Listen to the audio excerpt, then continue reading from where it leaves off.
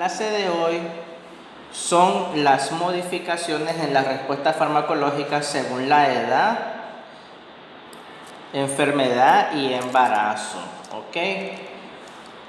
Esto es muy importante que tomemos en cuenta siempre las condiciones anormales de cada paciente, porque de eso va a depender la dosis y la vía de administración de los medicamentos. ¿Ok? Como pueden ver en esa imagen, pueden ver a una embarazada que está teniendo luz, ¿verdad? Un neonato, tenemos un niño, tenemos un adulto común y corriente. Tenemos prácticamente diferentes escenarios en la terapéutica y así nos va a tocar siempre diferentes escenarios. Y entonces comenzamos. ¿Qué factores pueden modificar la farmacocinética? El primer factor que puede modificar la farmacocinética es la edad. ¿Por qué la edad? Porque la cantidad de fluidos corporales no es igual en recién nacidos, ni en infantes, ni en ancianos. A medida que va aumentando la edad, va disminuyendo o se va alterando los compartimientos corporales. Entonces, el agua endógena y el líquido extra e intracelular no es el mismo en recién nacidos, en niños y en ancianos. Y recuerden ustedes en la farmacología básica que la farmacocinética, la cinética del medicamento a través del cuerpo, desde que entra a lo que sale, depende casi intrínsecamente a la cantidad de líquido circulante que se encuentra en el cuerpo humano. ¿Ok? Entonces, ese es uno de los factores que modifican la farmacocinética, la edad.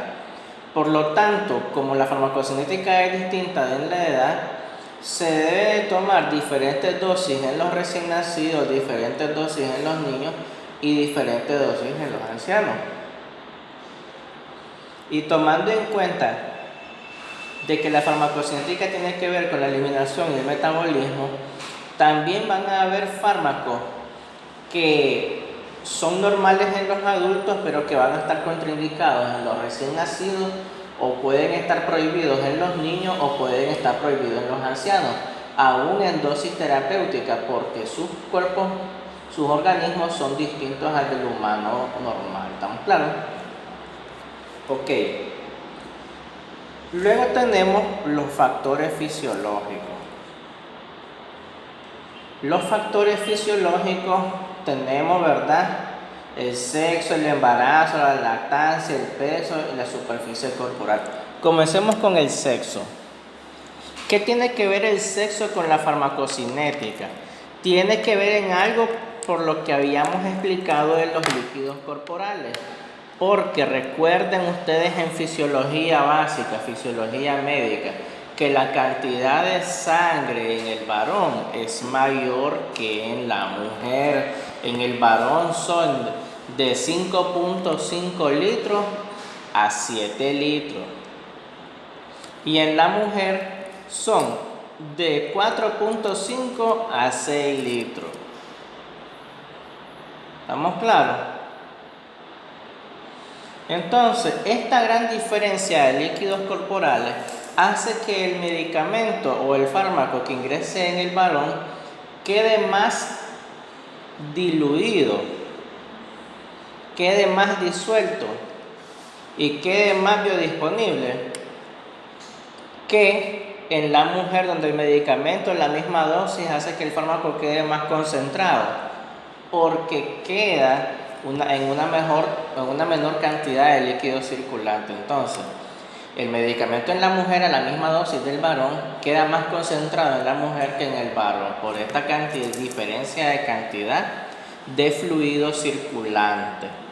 Aparte de eso, en la mujer hay más tejido adiposo que en el varón. ¿Ya? Esto hace que en la mujer se absorban mejor los medicamentos liposolubles que los hidrosolubles. La cantidad de grasa en el varón es menor y es mayor la masa muscular. Por lo tanto, en el varón, la vía subcutánea no es la mejor vía, es la vía intramuscular, porque en el varón hay menos cantidad de tejido adiposo, fisiológicamente hablando. ¿Ok? En el sexo también entra de ver el factor hormonal estrógeno y andrógeno. ¿Por qué? Porque los estrógenos que actúan a nivel ovárico y liberando la FSH, ¿verdad?, crean una discreta aceleración de la frecuencia cardíaca y de la circulación sanguínea, y esto hace que el medicamento llegue más rápido a su destino. A diferencia del varón, el varón también tiene estrógenos, pero en una pequeñísima cantidad. No tiene tampoco el estrógeno meramente hablando, sino que es como una pequeña modificación. Mientras en la mujer es estradiol, en el hombre es estrona, pero igual sigue teniendo estrógenos, pero en muy discreta cantidad. Lo que aumenta en el varón es el andrógeno, sabemos que es la androstenediona. Esa androstenediona hace en el varón lo que en la mujer hace el estrógeno. Por lo tanto, ese aumento de la biodisponibilidad también se debe al factor hormonal estrógeno y andrógeno, ¿ok? Ahora, ¿qué tiene que ver el embarazo con la farmacocinética? ¿Qué tendrá que ver el embarazo con la farmacocinética? Les voy a decir qué tiene que ver. Ok.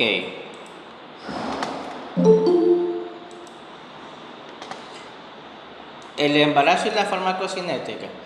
Recuerden que en el embarazo tenemos un binomio de dos organismos en el mismo ser. Tenemos a la madre y tenemos al feto, ¿verdad?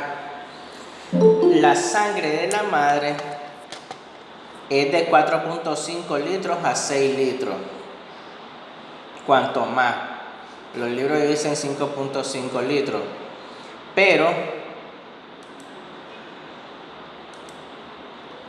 ¿qué es lo que pasa? Que a esos 4.5 litros nosotros le sumamos litro y medio. ¿Y ese litro y medio de dónde viene? Ese litro y medio viene de la sangre fetal. Entonces le sumamos la sangre de la madre más la sangre fetal, entonces tenemos un aumento del líquido circulante, ¿sí o no? Tenemos un aumento del volumen plasmático, tenemos un aumento del volumen sanguíneo. Entonces, al haber más cantidad de líquido circulante, la misma dosis va a tardar en producir efecto porque la concentración plasmática va a ser muy pobre en relación al líquido circulante. Se va a necesitar mayor cantidad de líquido para que quede a la misma concentración por decilitro de una paciente que no esté embarazada, porque pongamos que ustedes se beben los 500 miligramos de acetaminofén. Los 500 miligramos de acetaminofén no van a quedar igual de diluidos en 7 litros que en 4 litros, ¿sí o no? Entonces, donde queda más concentrado, el efecto aparece más rápido porque la concentración plasmática alta se alcanza más rápido. Mientras que en una persona donde la sangre está hiperdiluida, entonces los mismos 500 miligramos no bastan para llegar a la punta máxima de la curva de dosis-efecto. Se necesitaría aumentar la dosis para llegar al mismo punto de la paciente que tenía 4 litros. ¿Me expliqué bien en esa parte, chicos, o los enredé?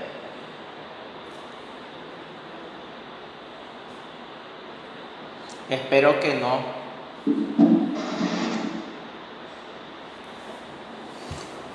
¿Me expliqué bien, verdad? Ok. Eso es lo que tiene que ver con el embarazo. Gracias. ¿Qué tiene que ver la lactancia? La lactancia tiene que ver mucho con la farmacocinética, en el aspecto de que los medicamentos, en uno de sus procesos farmacocinéticos, está la eliminación a través de la lactancia materna, ¿sí o no? Entonces, como vieron en farmacología 1 y 2, los medicamentos que pasan a través de la lactancia materna, entonces eso hace que también disminuya la vida media del medicamento. Porque quiere decir que la paciente ya no va a perder el medicamento no solo por la vía urinaria, por la vía del sudor, por la vía de las lágrimas, por la vía de la heces, sino que también va a perder medicamento por la vía de la lactancia. Y eso hace que la vida media del medicamento disminuya más rápido, porque le vamos a agregar esa forma de eliminación. Ya, si la vida media del medicamento era 6 horas, entonces ahora va a durar 4, porque a todas las vías de eliminación le vamos a sumar, ¿qué cosa? La lactancia. Por eso, en las mujeres que dan de lactar, el efecto farmacológico dura menos que en las que no dan de lactar, y obviamente pues va a durar menos que en el varón también. ¿Estamos claros? Porque aparte de todas las vías de eliminación que ustedes conocen, le vamos a agregar la vía de la lactancia. Oh, vaya, ¿verdad? Entonces el efecto va a durar menos. Bien, el peso. ¿Qué tiene que ver el peso con la farmacocinética? A mayor peso, mayor área de superficie corporal. Y a mayor área de superficie corporal, también va a haber mayor porcentaje de agua, ¿verdad? En el cuerpo humano. A eso se le llama el agua corporal total. Y el agua corporal total, como lo vieron también en TAP y en fisiología, el agua corporal total se calcula con el peso y el área de superficie corporal, ¿verdad? Entonces, a mayor agua corporal total quiere decir que tenemos mayor volumen de distribución, y a mayor volumen de distribución el medicamento va a tener una farmacocinética distinta porque se va a mover más, se va a movilizar más, ¿ok? Entonces, tener mayor peso y superficie corporal involucra que vamos a tener mayor agua corporal total, pero también vamos a tener mayor dilución del fármaco. Y eso quiere decir que entre más peso y superficie corporal haya y más agua corporal total haya, vamos a tener que subirle la dosis para poder lograr la concentración máxima más rápido. ¿Estamos claros? En resumen, en condiciones de embarazo, lactancia, peso y superficie corporal, se requiere una mayor dosis para lograr el efecto que en los pacientes que no están embarazadas, que no dan de lactar, y los pacientes de bajo peso, porque todo esto va de la mano con la cantidad de líquido circulante, ¿sí o no? Ok. Continuamos. Algunos factores genéticos que tienen que ver con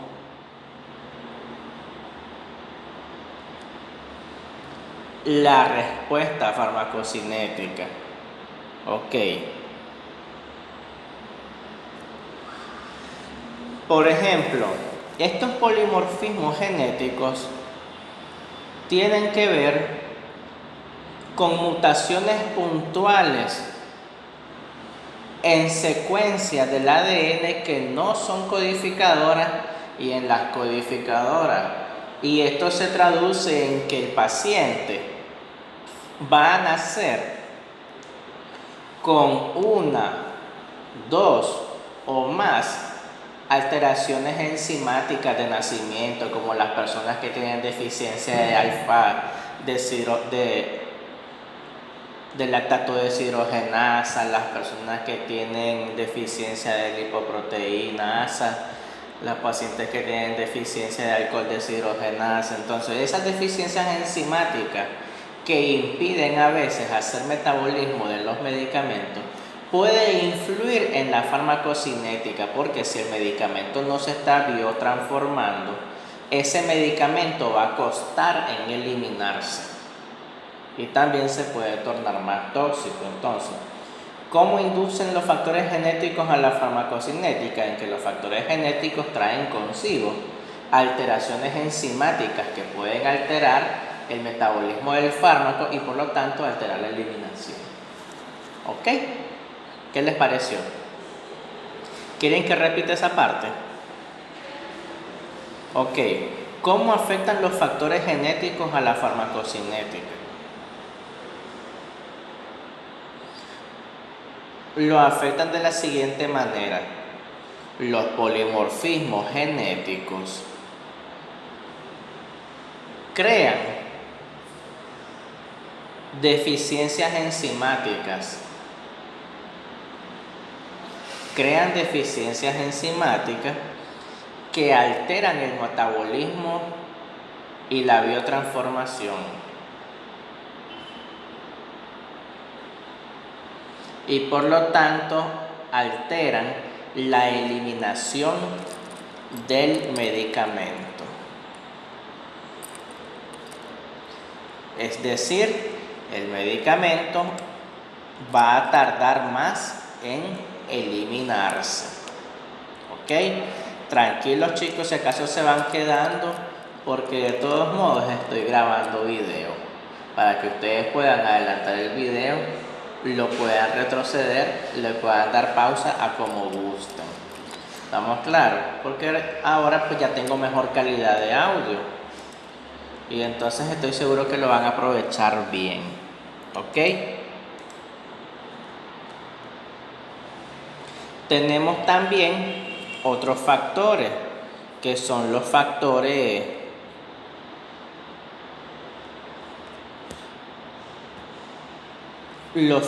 patológicos meramente.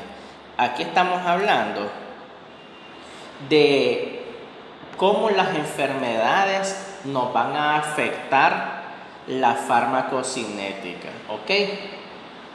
Recuerden una vez más que farmacocinética estamos hablando de absorción, distribución, metabolismo y eliminación, ¿verdad?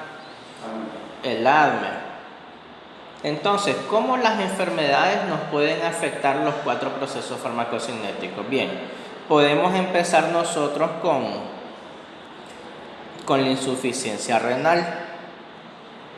En la insuficiencia renal, chicos, recuerden que el paciente no está orinando. Por lo tanto, la vía por la orina, que era la vía principal de eliminación de medicamentos, que la mayoría de medicamentos se eliminan por la vía de la orina, no se están eliminando. ¿Ok? Y entonces, al no eliminarse, la vida media de estos medicamentos aumenta enormemente. Lo cual quiere decir que una dosis terapéutica normal para ellos puede significar una dosis tóxica. La que para cualquier persona es una dosis normal, para ellos resulta tóxica porque el medicamento no se está eliminando por su insuficiencia renal. ¿Ok? Entonces la dosis, por eso en estos pacientes deben de ser ajustadas acorde a sus niveles plasmáticos de creatinina y a su tasa de filtración glomerular. ¿Ok? ¿Tienen ustedes un paciente con insuficiencia renal? Tienen que calcularle la dosis con la creatinina en mano ahí. Él tiene que tener el resultado de la creatinina y con el resultado de la creatinina calcularle la dosis. ¿Qué les parece? Interesante, ¿verdad?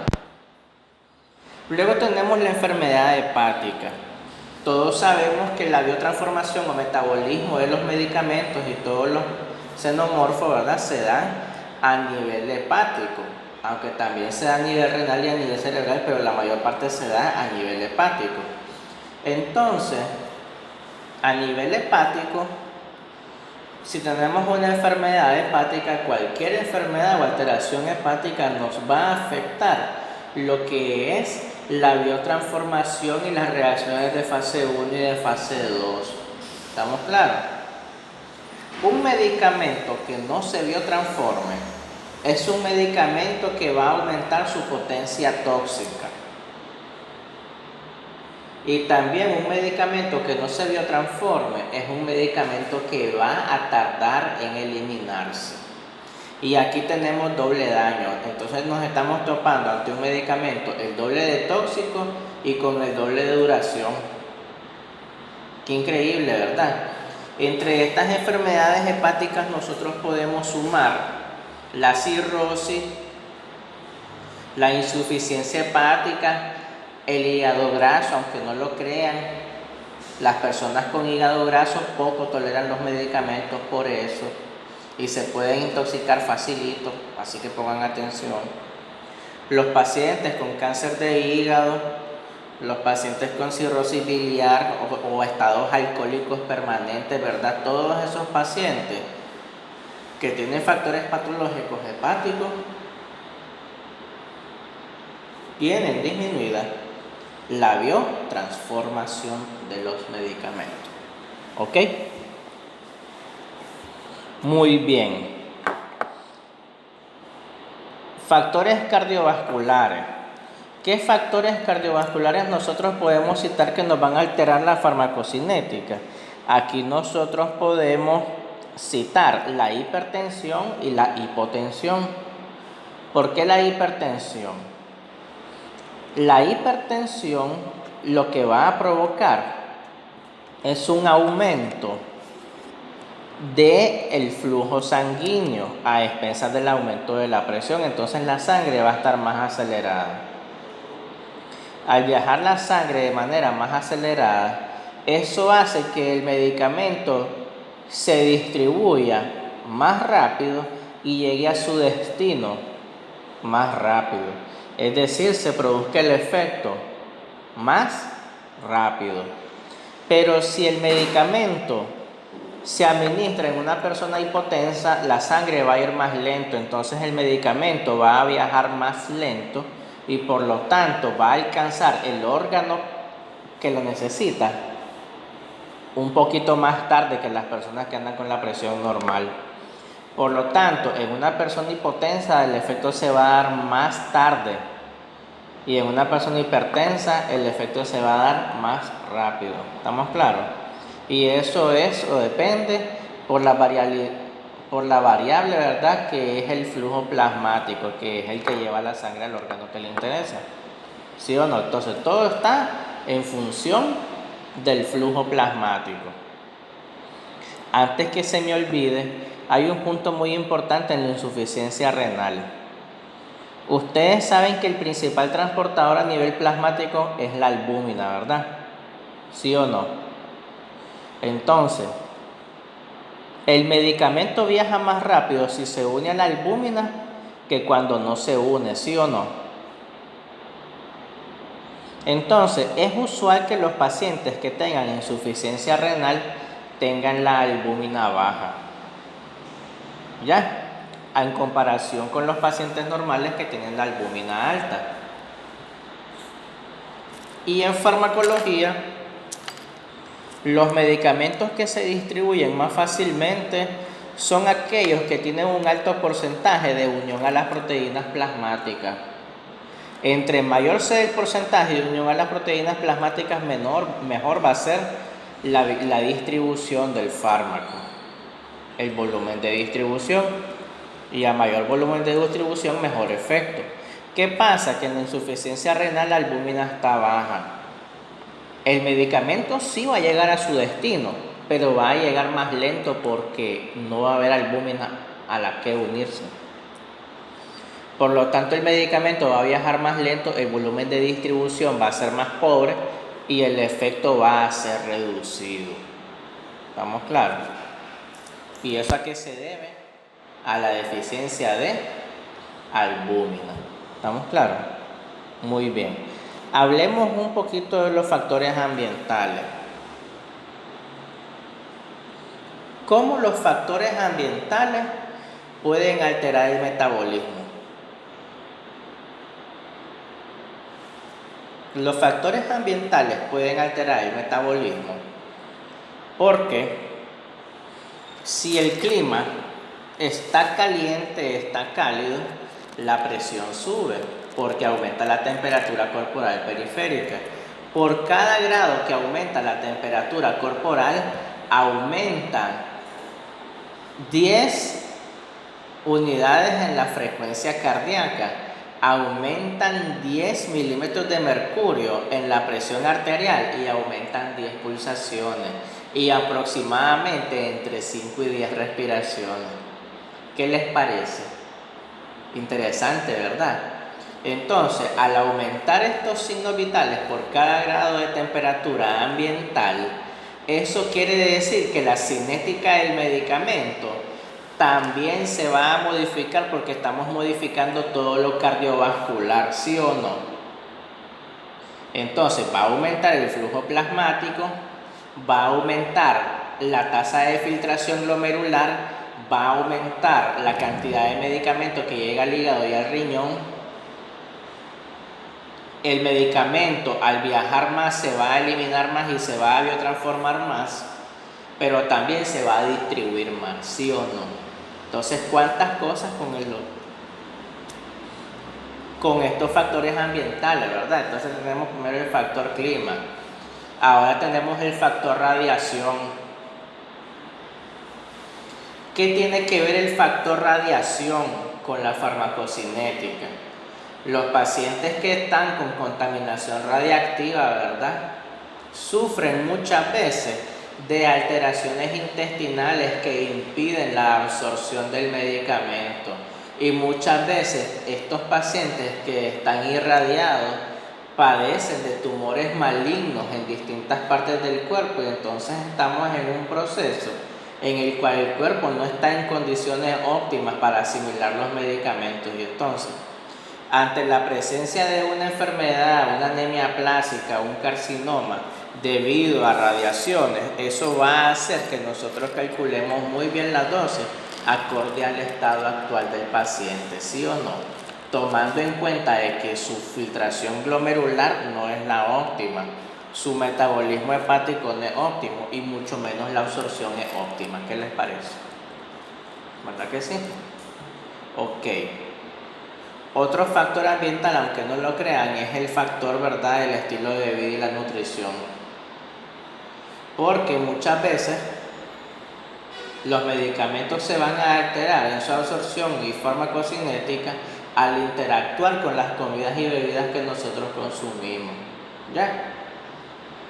¿Ok? Entonces, aquí estamos hablando de las interacciones entre medicamento y alimento. Muy bien. Ahora, existen otros factores clínicos que tenemos que tomar en cuenta que modifican la farmacocinética. Aquí tenemos las interacciones farmacológicas. Recuerden que interacciones farmacológicas es cuando dos o más medicamentos se administran concomitantemente y uno de los medicamentos puede aumentar o disminuir las variables farmacocinéticas del otro medicamento, así como puede hacer un efecto agonista, ¿verdad?, que cada uno se mejora el uno al otro. Pueden hacer relaciones de antidotaje donde uno cancela al otro. ¿Ya? Vaya. Tenemos también las técnicas depurativas. En las técnicas depurativas, ahí estamos hablando de los pacientes que tienen venoclisis, de los pacientes que se hacen diálisis. Entonces, esos pacientes, al tener esas técnicas depurativas, la concentración del medicamento cae drásticamente. Entonces, la dosis se pierde. La dosis administrada del medicamento se pierde después de realizar una venoclisis o después de realizar una diálisis.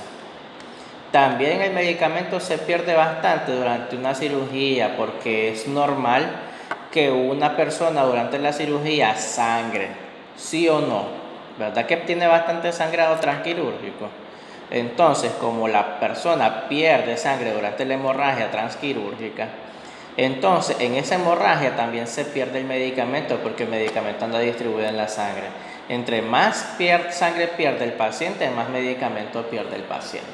Y eso va a afectar la dosis administrada. ¿Qué les pareció esta explicación, chicos? ¿Les interesó? ¿O los enredé? Interesante, ¿Verdad que sí? Y pensar que nunca habían tomado en cuenta tantas cosas, ¿verdad? Todo eso nos va a modificar la farmacocinética. Dentro de estos fármacos, chicos, aquí van incluidos los anestésicos. Por eso el anestesiólogo tiene que estar ojo al Cristo, porque entre más sangre el paciente, más rápido le va a pasar la anestesia y puede despertarse en el transquirúrgico y sentir todas las cuchilladas. Por eso tiene que estar pendiente de estar ahí dándole su toquecito de vez en cuando por la cantidad de medicamentos que se pierde con la sangre. ¿Estamos claros? Así que la anestesiología no es para cualquiera. Ok. Entonces, ya saben, chicos, entre más sangrado haya, más rápido pasa el medicamento. Continuamos. Hay algunas poblaciones especiales. ¿Por qué son poblaciones especiales? Se llaman poblaciones especiales porque ellas contienen algunas características corporales que modifican drásticamente la farmacocinética, ¿verdad?, de los medicamentos, que pueden ser desde disminuciones drásticas hasta aumentos drásticos de los efectos de los medicamentos.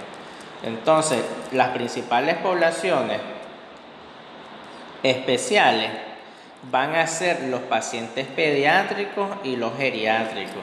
Ya sabemos que en los pacientes pediátricos van incluidos todos los grupos de niños. ¿Cuáles son los grupos de niños pediátricos? Neonato, lactante menor, lactante mayor, niño y adolescente. Esas son las categorías de pacientes pediátricos. Ok, ¿quieren que les vuelva a repetir las categorías de pediátricos? Para que las anoten. Neonato,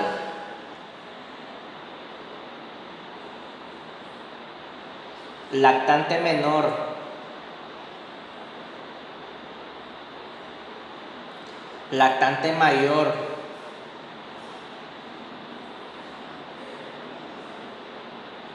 niño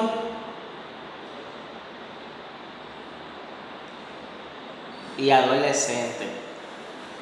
Todos esos están englobados en la categoría de pacientes pediátricos, ¿ok? Así que no es lo mismo dosis para neonato que dosis para lactante, ¿ok? No es lo mismo dosis de neonato que dosis para niños. No es lo mismo dosis de lactante que dosis para adolescente o dosis para niños. Entonces todas son categorías distintas porque todos son mayores. En los pacientes geriátricos también son especiales porque aquí tenemos el adulto mayor, ¿verdad? Los pacientes geriátricos, que son los adultos mayores, ellos se caracterizan por prácticamente estar en el ocaso de su vida donde la mayoría de órganos están atrofiados ya. Hay atrofia intestinal, atrofia gástrica, el hígado trabaja menos, la succión intestinal se da menos, el riñón trabaja menos. Entonces estamos teniendo un paciente que tiene todas sus variables farmacocinéticas muy disminuidas, por lo tanto la dosis tiene que ser más reducida porque todo lo tiene reducido. Es el síndrome en menos, todo lo tiene menos, menos absorción, menos metabolismo, menos eliminación, menos todo. Entonces, por lo tanto, va a tener menos dosis. Ahora, segundo grupo especial. El segundo grupo especial son los pacientes sometidos a politerapia. Esta politerapia se define como aquellos pacientes que reciben de 3 a más medicamentos. Es lo mismo que decir polifarmacia, ¿ya? Como por ejemplo las viejitas que se toman la omeprazol en la mañana, la ranitidina a las 10, en la tarde la aspirina, después la enalapril, después la hidroclorotiazida, después la vitamina, después el jarabe de ciruel, después la clonazepam, después la clonazepam. Total, en el día se toma como 10 fármacos. Y eso es muy común en los abuelitos y en las abuelitas. Entonces, entre más fármacos tomen, es probable que estos fármacos en algún momento hagan interacción positiva o interacción negativa el uno con el otro. Es decir, que un medicamento de todos los que toma interfiere el uno con el otro. ¿Estamos claros? También tenemos pacientes con disfunción hepática renal o cardíaca. Y ya sabemos, ¿verdad?, como vimos anteriormente, que entre los factores que afectan, ¿verdad?, las enfermedades que afectan la farmacocinética, Los pacientes con disfunción hepática van a tener biotransformación disminuida. Los pacientes con insuficiencia renal van a tener eliminación disminuida y clarán de creatinina disminuida. Los pacientes con insuficiencia cardíaca van a tener volúmenes de distribución bien pobres. ¿Ok? Entonces todas estas son poblaciones especiales, porque en el paciente con disfunción hepática la dosis se calcula con las pruebas hepáticas, con las transaminasas y con las bilirrubinas totales. En el paciente con insuficiencia renal la dosis la calculan con la creatinina. En los pacientes con enfermedad cardíaca la dosis la calculan dependiendo de las variables de presión, pulso y las variables electrocardiográficas.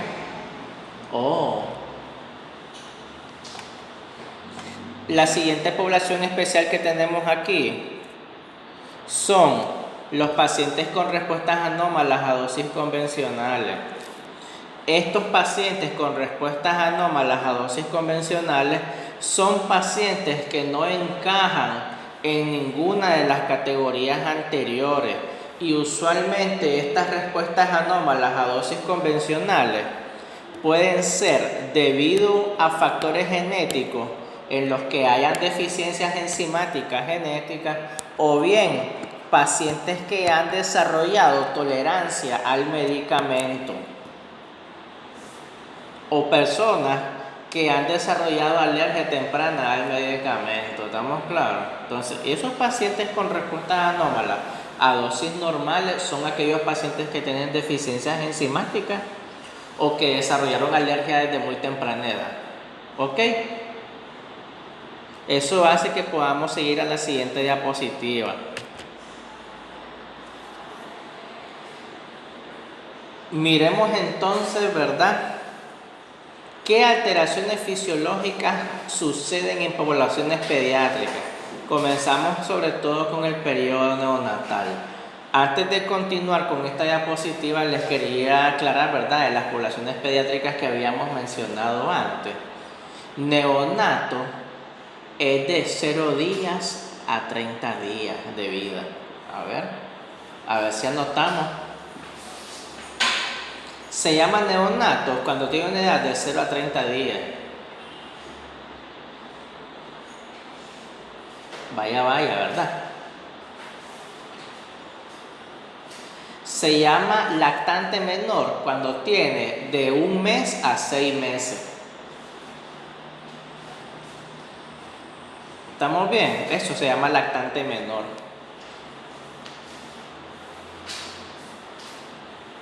Lactante mayor es de 6 meses a 18 meses. Porque se supone que la lactancia termina a los 18 meses, ¿sí o no? Aunque a veces se prolonga a los 2 años. Pero eso ya depende de verdad de factores socioculturales. Hay otros que llegan a viejo y todavía siguen mamando. Entre comillas. Ya me te corazón. Ok, continuemos. Va a ser infante de 18 meses hasta el inicio de la pubertad, ¿verdad? Que eso puede variar entre los 10, 11, 12 años, ¿verdad?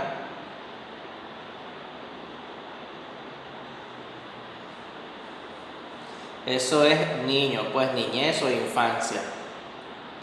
Pero ya va a ser adolescente desde la pubertad hasta el inicio de la adultez, ¿verdad?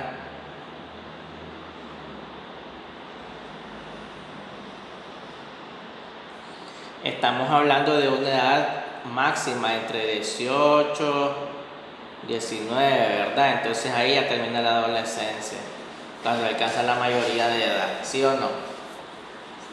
Entonces, hablemos del periodo natal, estamos hablando de individuos que tienen entre 0 y 30 días. En este estado tan delicado de la vida, nosotros nos topamos es que lo primero que se altera es la absorción.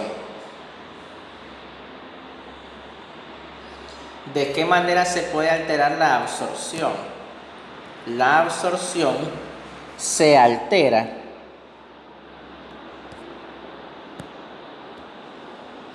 porque es usual de que como los lactantes reciben lactancia materna exclusiva, entre comillas, ¿verdad? La lactosa es uno de los nutrientes que sufre más rápido la fermentación, y esta fermentación va a producir ácido láctico, ¿ok? El ácido láctico, como es un ácido, valga la redundancia, esto va a hacer que el pH intestinal se torne ácido por la fermentación de la leche a nivel intestinal, ¿sí o no? Entonces, este incremento del pH puede interferir con la absorción de los medicamentos, ¿ok? Porque en condiciones normales ellos contienen un pH al cual absorberse. ¿Estamos claros? Entonces, al reducirse ese pH y hacerse más ácido que de costumbre, entonces la absorción del medicamento va a estar alterada y probablemente del 100% del medicamento se va a absorber un 70 o un 60. Y el otro 40%, como no se absorbió, se va a eliminar por la ñañita. Y por lo tanto, por eso cuando le revisan el pañal al bebé, va a hueler al medicamento. ¿Ya? Vaya, ¿verdad? Segundo, la reducción de la motilidad intestinal. Recuerden que como es un neonato todavía no ha madurado el sistema nervioso periférico. Y eso incluye los nervios simpáticos y parasimpáticos que van al intestino, y también los nervios que salen de los plexos mientéricos de Messner y de Auerbach. ¿Estamos claros? Entonces, quiere decir que el sistema nervioso a nivel intestinal no está lo suficientemente maduro para generar las peristalsis adecuadas para que el medicamento se absorba y se movilice, ¿sí o no? Por lo tanto, va a haber una reducción en la motilidad gástrica, y entre menor sea la motilidad, menos se va a absorber el medicamento. Porque esos movimientos de peristalsis crean un movimiento de mezcla que hace que el medicamento se pueda diluir mejor en el quimo. ¿Ya? Que es el líquido que está en el interior del intestino, ¿sí o no? El quimo. Entonces, entre menos se mezcle el quimo, menos se absorbe el medicamento. ¿Estamos bien?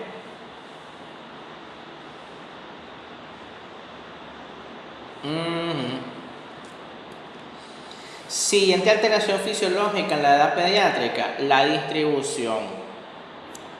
Recuerden que un neonato, el cuerpecito es chiquito, hasta da pesar agarrarlo. Entonces,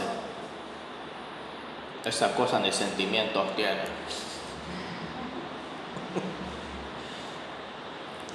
Recuerden que el agua corporal total es proporcional al peso del individuo y al área de superficie corporal, ¿verdad? Que lo dijimos varias diapositivas antes. Entonces, un cuerpo más pequeño quiere decir que pesa menos, y como es más pequeño, tiene menos área de superficie corporal. Al tener menos peso y menos superficie corporal, la cantidad de agua total en el cuerpo es poca. Entonces, una dosis terapéuticamente normal en un adulto si ponemos la misma dosis en este neonato, va a estar más concentrada la dosis, porque es igual medicamento para menos agua que en el adulto, que es el mismo medicamento, la misma dosis, pero para más agua. Queda más diluido en el adulto que en el neonato. Al estar más concentrada la dosis en el neonato, una dosis terapéutica podría tornarse tóxica por estar más concentrada en el neonato que en el adulto. Por eso es que los medicamentos se calculan en los neonatos con respecto al peso que van ganando. ¿ok? Para que sea proporcional la dosis con el peso, ¿ok? Por eso, cuando llevan a consultar a los niños, lo primero que le preguntan es cuánto pesa, porque con el peso le van a calcular la dosis. Segundo factor que afecta la distribución, la reducción del porcentaje de albúmina. Es normal que en los neonatos la albúmina esté baja. ¿Por qué? Porque ustedes saben que la albúmina, ¿dónde se produce? En el hígado. Entonces el hígado no ha terminado de madurar. Como el hígado no ha terminado de madurar, entonces la albúmina no se produce en las suficientes cantidades adecuadas. Aparte de eso, la dieta del neonato, como es lactancia materna exclusiva, es pobre en proteínas y aminoácidos. ¿Ya? Con respecto a la dosis habitual cuando ya él se desteta. Entonces, como todavía está con una dosis basal de proteínas, pero no la suficiente, sino que son las que necesita para crecer, entonces ese aporte de aminoácidos es insuficiente para crear más albúmina. Y al crear menos albúmina, el medicamento se va a distribuir menos, porque tal como dijimos anteriormente, a mayor porcentaje de albúmina, mayor porcentaje de distribución. ¿Ya? El metabolismo. Una vez más citamos aquí que el neonato todavía no ha madurado el hígado está inmaduro. La cantidad de hepatocitos que tiene el hígado es apenas el 60% de los hepatocitos que va a tener en el adulto. Entonces, menos hepatocitos trabajando quiere decir que va a haber menor producción de enzimas metabólicas y que se nos van a afectar las reacciones de fase 1 y las reacciones de fase 2. ¿Ok? Y al afectarse las reacciones de fase 1 y de fase 2, se nos va a afectar todo el metabolismo hepático. Por lo tanto, la dosis tiene que ser cuidadosamente calculada en neonato. Tenemos también alteraciones en la excreción. En los niños, ¿verdad? Neonatos, el flujo renal es menor y por lo tanto, si el flujo renal es menor, disminuye la tasa de filtración glomerular, porque nosotros sabemos, como vemos en fisiología, que el principal factor que afecta la tasa de filtración glomerular es el flujo renal. A menor flujo, menor filtración glomerular, y a menor filtración glomerular, menor eliminación. O sea que ustedes le administran un medicamento a un neonato y ese medicamento pasa bastante tiempo dando vueltas en la circulación. Quiere decir que la vida media del medicamento es más larga. ¿Estamos claros? Si normalmente el medicamento, la vida media era 12 horas, en él va a durar 24 horas. Y así viceversa. Si el medicamento duraba 6 horas, en el neonato va a durar 12. Y así viceversa, porque a menor flujo renal y menor tasa glomerular, menor eliminación, y a menor eliminación, mayor vida media.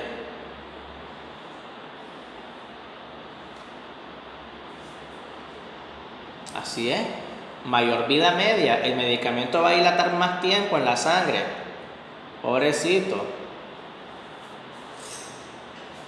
Cambiemos. Vamos a ver algunas alteraciones fisiológicas en poblaciones geriátricas. Ya sabemos, ¿verdad?, que nos referimos con poblaciones geriátricas, ¿verdad?, a los pacientes adultos mayores. Y recuerden que la OMS define adulto mayor como aquel individuo que ha alcanzado exactamente la edad cronológica de 60 años a más, que es a partir de 60 años que ya se llama adulto mayor. ¿Ok?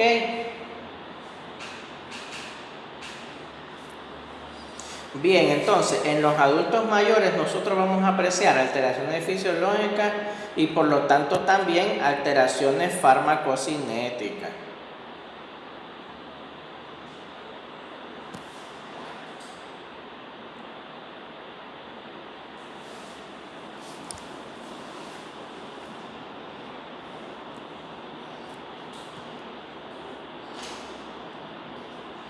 Estas alteraciones van a ser las siguientes. En el adulto mayor se caracteriza porque se produce una disminución de la masa corporal, ¿sí o no? Los ancianitos pierden bastante masa muscular debido a la atrofia de la grasa y a la atrofia de los músculos. Entonces, como es un proceso atrófico y va a disminuir la masa corporal, al disminuir la masa corporal y el peso, disminuye el agua corporal total. ¿Ok? Por esa disminución de la masa corporal, disminuye el agua corporal total. También disminuye la función renal porque la cantidad de flujo que llega al riñón va a ser menos y por lo tanto la creatinina va a aumentar. ¿Qué quiere decir eso? Que el medicamento no se está eliminando. Los pobres riñoncitos de los adultos mayores ya dando las últimas, queriendo filtrar lo que no se puede filtrar. Tenemos también una disminución de la capacidad de biotransformación, porque aquí tenemos un adulto mayor que el hígado ya está dando lo que iba a dar y entonces la función hepática disminuye. Ya la capacidad de biotransformación que tenía cuando era joven ya no la tiene ahora. Por lo tanto, va a tener mayor susceptibilidad farmacológica y mayor susceptibilidad toxicológica. ¿Por qué quiere decir esto? Que con una dosis más pequeña va a tener el efecto terapéutico y con la dosis normal va a tener un efecto tóxico. ¿Estamos claros? Mayor susceptibilidad quiere decir que él es más susceptible a dosis pequeñas. Mayor susceptibilidad tóxica quiere decir que con dosis normales él se intoxica. ¿Ok?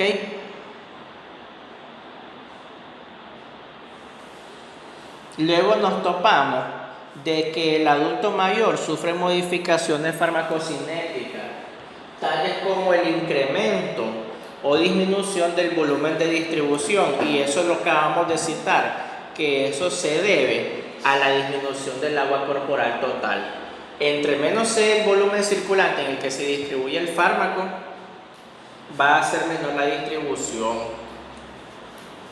Pero también, al ser menor la cantidad de agua corporal, va a ser disminuida la velocidad de eliminación, porque ustedes saben que a menor agua corporal total va a haber menor volumen circulante, y eso quiere decir menor cantidad de sangre, ¿sí o no? Como va a haber menor cantidad de sangre, va a haber menos flujo de sangre hacia el riñón. Y como va a disminuir el flujo de sangre al riñón, se va a filtrar menos. Y entonces, al filtrarse menos, va a haber menor velocidad de eliminación. ¿Ok? Porque recuerden que la filtración glomerular depende del flujo renal, y el flujo renal depende de la cantidad de sangre que haya. Me voy explicando bien, ¿verdad? Ok, ahora algunas cosas que debemos de ver también, que son las características idiosincráticas de cada individuo, prácticamente las características intrínsecas que varían entre persona y persona. Por eso nosotros hablamos de la gran variabilidad individual. Así como hay pacientes adultos mayores que son flaquitos y caquéticos y desnutridos, tenemos también pacientes adultos mayores que son obesos mórbidos, ¿ya? Como la típica señora de comidería, adulta mayor, pero obesa. Y eso también tiene que ver bastante con todas las variables farmacocinéticas, ¿ok?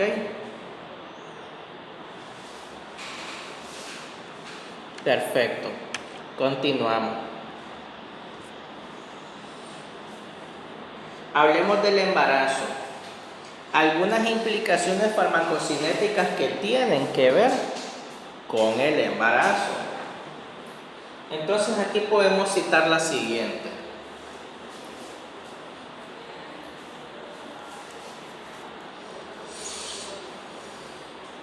Bien, en el embarazo se da alteraciones en la absorción. ¿De qué manera?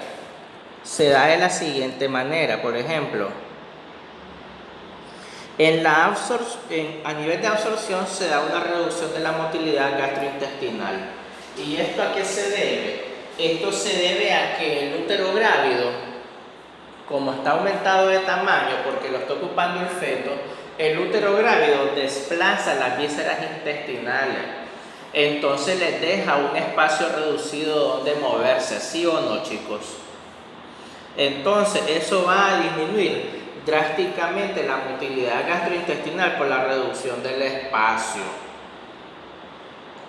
Y también a nivel de la absorción va a haber disminución de la absorción porque las hormonas placentales interfieren con la velocidad de peristalsis intestinal.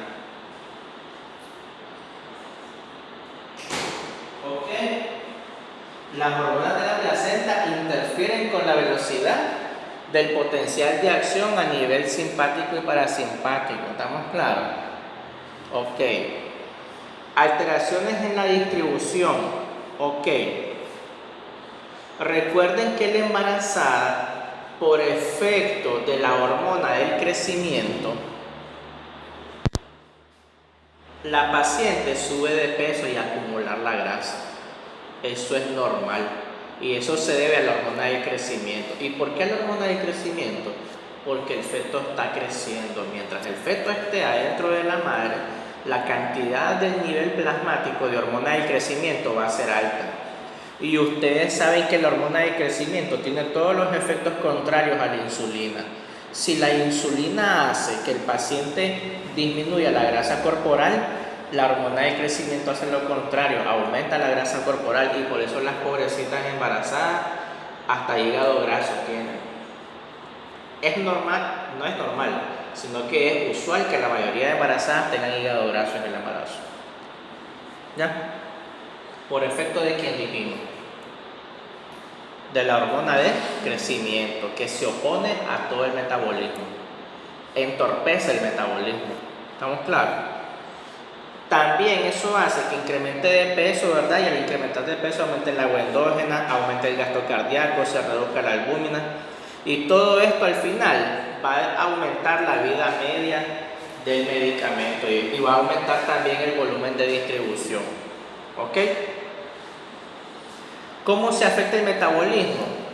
El metabolismo en la embarazada, por todo lo que mencionamos, de la hormona de crecimiento y del hígado graso y del embarazo, entonces este daño graso a nivel hepático interfiere con el metabolismo de los medicamentos. Tal como dijimos al principio de la clase, cualquier alteración hepática va a afectar la biotransformación, ¿verdad que sí? Y como estos daños hepáticos incluyen el hígado graso, entonces el hígado graso del embarazo va a interferir con el metabolismo de los medicamentos durante el embarazo. Por eso los medicamentos durante el embarazo van por categoría, de los que están permitidos y los que están prohibidos. Ustedes se fijan en los prospectos del medicamento, ahí sale prohibido en el embarazo, aceptable, se puede, no se puede, ¿verdad que sí? Continuamos. Excreción del medicamento. ¿Cómo está afectada la excreción del medicamento? La excreción del medicamento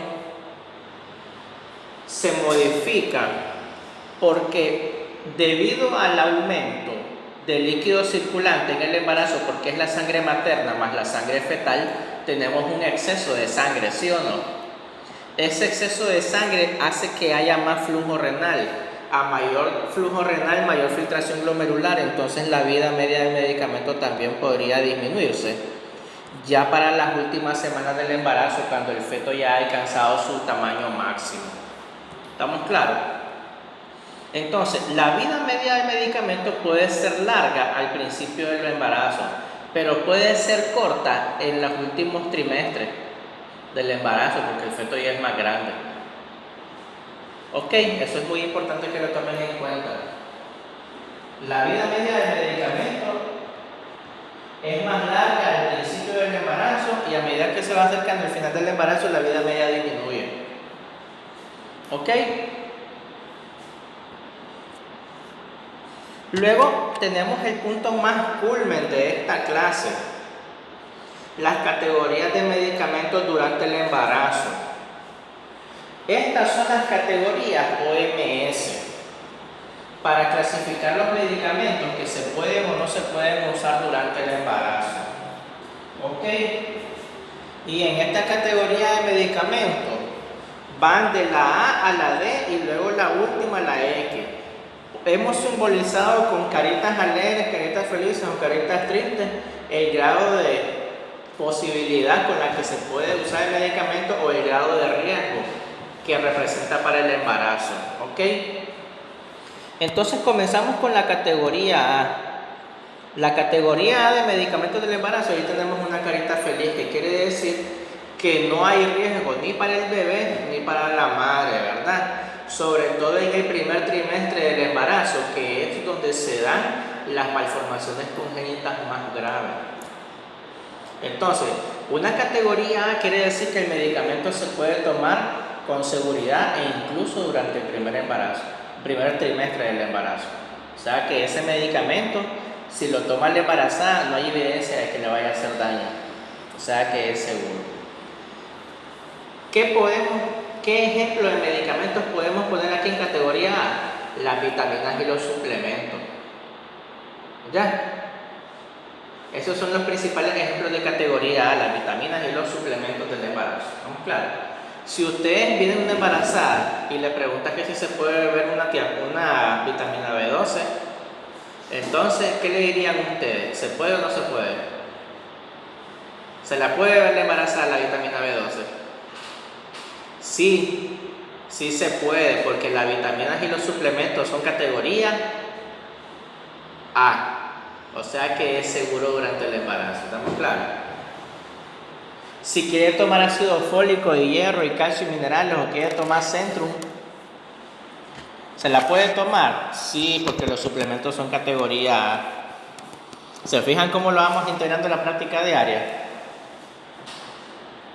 Luego tenemos la categoría B. Ya en la categoría B ahí como que ya comienza el riesgo, ¿verdad? Entonces en la categoría B, en esta categoría B, tenemos que hay cierto riesgo, pero teórico. Es decir, no hay riesgo para el feto, pero que aún no existen estudios adecuados en embarazada. ¿Estamos claros? Sigue siendo seguro. Sigue siendo seguro durante el embarazo, pero ya con un poquito de riesgo. ¿Estamos claros? Aquí de ejemplo podemos poner la amoxicilina. ¿Estamos bien?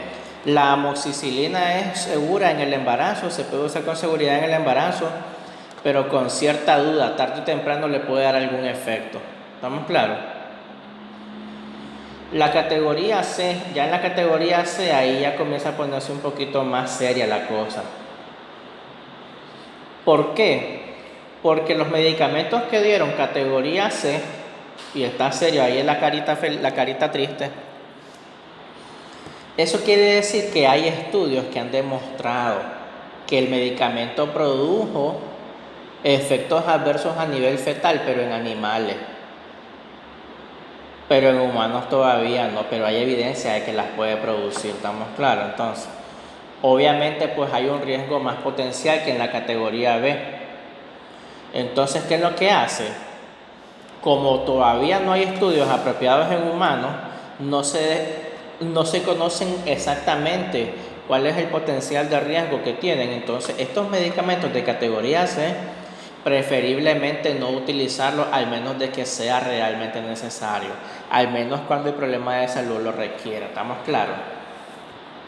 ¿Me expliqué? Aquí, por ejemplo, tenemos, ¿verdad?, antibióticos fuertes como la acitromicina. ¿Ya? o algunos antidepresivos. Aquí tenemos la categoría D. Ya en la categoría D, entonces ya en la categoría D, aquí ya tenemos estudios ya realizados que ya demostraron que en el feto produce alteraciones. O sea que ya es seguro el daño. ¿Ya? O sea, hay pruebas que ya verificaron que hay riesgos para el bebé. Pero ¿por qué se prescriben? Se prescriben solo cuando el problema es demasiado grave y entonces ya se ha valorado el riesgo-beneficio para la paciente. O sea que realmente es una situación de vida o muerte en la que si no se la dan a las pacientes se complica y si se la dan el feto puede sufrir daño.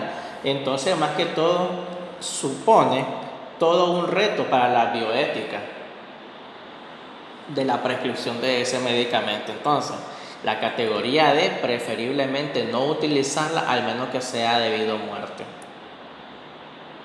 Y obviamente tenemos por último la categoría X. En la categoría X se llama X porque la X supone una negación, ¿verdad? Que para decir no ustedes ponen una X. Entonces por eso se llama categoría X. Porque categoría X quiere decir que está totalmente contraindicado, sea cual sea la condición de la paciente. Ya.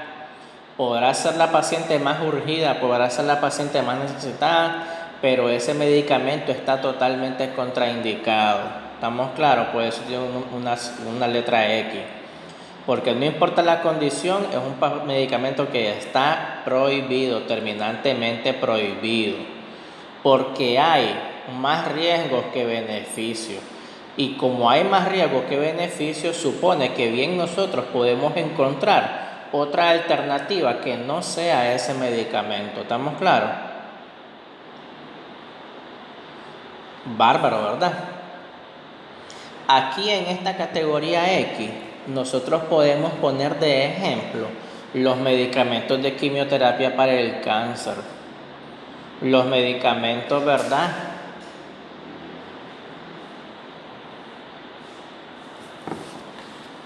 Las quimioterapias para el cáncer, los medicamentos que sean a base de ADN recombinante, alguna vacuna, como la de la rubiola. Ustedes vacunan a una embarazada con rubiola, le da rubiola al feto. ¿Verdad? Algunos antibióticos que actúan sobre la síntesis proteica, como las quinolonas. Todas las que terminan en floxacina, todas esas, ¿verdad? Otro medicamento X son algunos antidepresivos como la talidomida, ¿verdad? Que produce amelia. Ya saben que la amelia es cuando el niño nace con los miembros amputados, ¿verdad? Hipoplásico. Entonces todos esos son medicamentos X, medicamentos terminantemente prohibidos en el embarazo, ¿ok? Entonces repasemos. Medicamentos categoría A, totalmente seguro en el embarazo, vitaminas, suplementos, todo lo que le podamos dar, incluso pues analgésicos de baja potencia. Ya medicamentos categoría B son medicamentos que siguen siendo seguros en el embarazo, pero que se deben usar con discreción sin abusar, ¿verdad? Aquí tenemos, ¿verdad?, otros analgésicos y algunos antibióticos.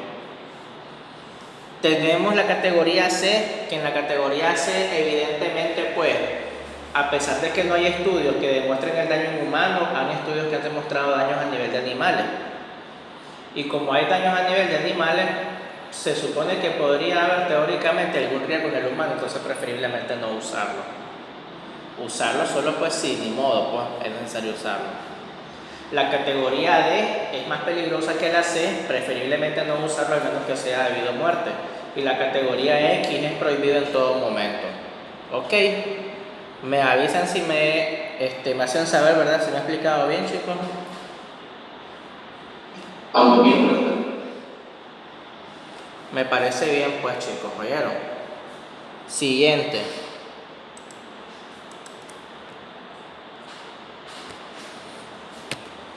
Bien, vamos a tener un recesito ahí, chicos, pero primero necesito confirmar la asistencia. Aprovechando de que estamos todos, ¿verdad?, conectados en este momentito, entonces voy a aprovechar para completar la asistencia. Ya había puntualizado la asistencia de Virginia, ¿verdad? Cindy, Gabriel, Eliezer, Argeo, Heidi, Pedro, Javier, María Jesús está ahí, ¿verdad? Briseño. Sí, profesor. Entonces ya estamos todos, miren. Estamos todos, la tarea ya está revisada, la de la semana pasada. Entonces, vamos a tener unos 15 a 20 minutos de receso, los espero a las 9:40, 9:45. ¿Ok? Está bien. Aquí el mismo link, como obviamente solo están saliendo, no es necesario la admisión, ustedes entran y ya van en automático. ¿Ok? Perfecto.